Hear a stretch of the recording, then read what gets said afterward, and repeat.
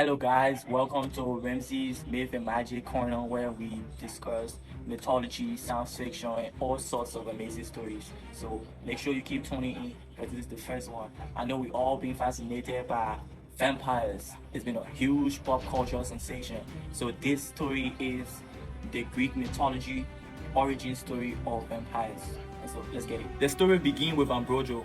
He was born in Italy and growing up he dreamed of going to Greece so the Oracle of Delphi could read his future. When he became an adult, he traveled east and sailed west so he could reach Delphi where the temple of Apollo was located. For those of you that don't know, Apollo was the sun god in the Greek pantheon.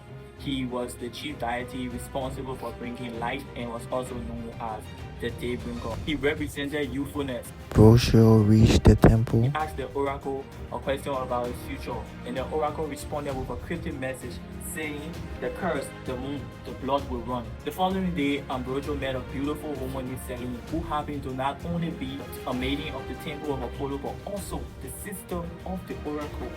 For the next couple of days, Ambrogio and Selene met every morning. Soon, the two fell in love with each other. The origin of the vampire, according to Greek mythology, began the day Ambrogio had to leave Greece. He asked Selene if she would like to marry him and return to Italy with him. She agreed, and they set plans for the following day to travel to Italy together. Unfortunately, the god Apollo was very fond of Selene, and he was enraged after finding out about Ambrogio's plan to take Selene to Italy. He did not want Ambrogio leaving Delphi with one of his favorite temple maidens. So at sunset, Apollo cursed Ambrogio, making it so he could not go into the sun without his skin burning. As a result, Ambrogio couldn't meet Selene as they had planned, so Ambrogio decided to ask for protection from Hades. For those of you that don't know who is Hades, Hades in the Greek pantheon is the god of the underworld.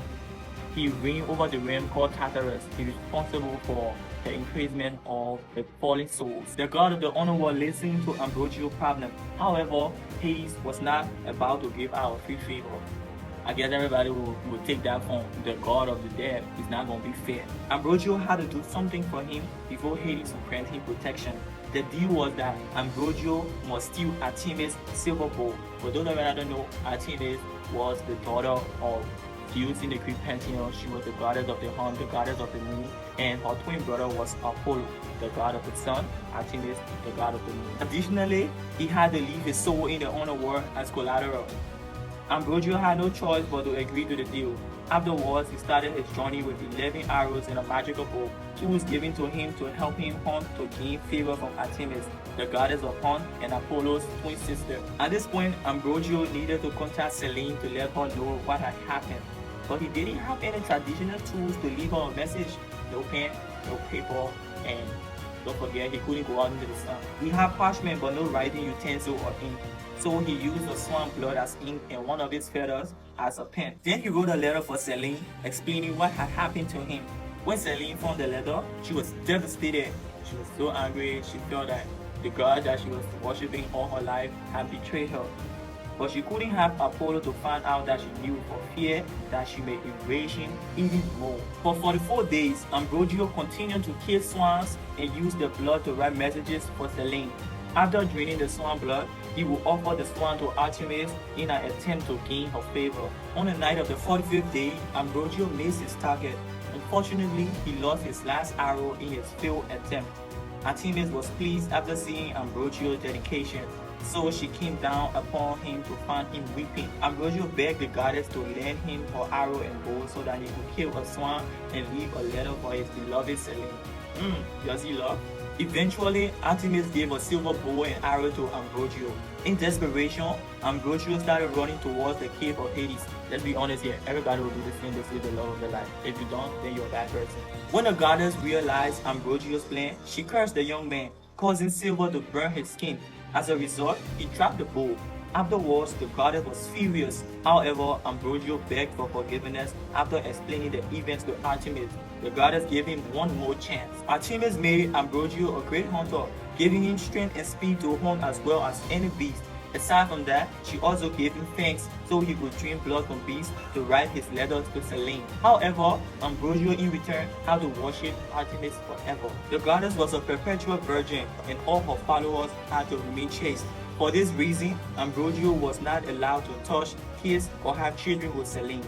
Dreaming of any other options, Ambrogio made a deal with Artemis and killed a swan so he could write a letter to Selene.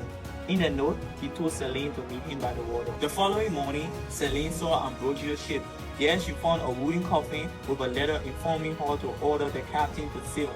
The note instructed her to open the coffin after sunset. That night, Selene opened the casket and found Ambrogio alive. For the next couple of years, the lovers stayed in a cave when the sun was up and worshipped Artemis at night. Eventually, Selene grew older while Ambrogio remained young, thanks to the curses put upon him by Hades. One day, Selene fell ill. Ambrogio decided to ask Artemis to make Selene immortal too. The goddess was grateful for the man's dedication, so she made another deal with him. Artemis told Ambrogio that he could touch Selene to drain her blood. His action would kill his beloved woman. However, her blood combined with his to give eternal life to those who drink it. Ambrogio refused to kill Selene. However, she convinced him to do it after learning the full events of the story. So Ambrogio bathed Selene's neck and drank her blood. After setting her body on the ground, Selene was bathed in moonlight and was raised to the sky. When she reached the moon, it radiated with bright light. From there, she was turned into the goddess of moonlight.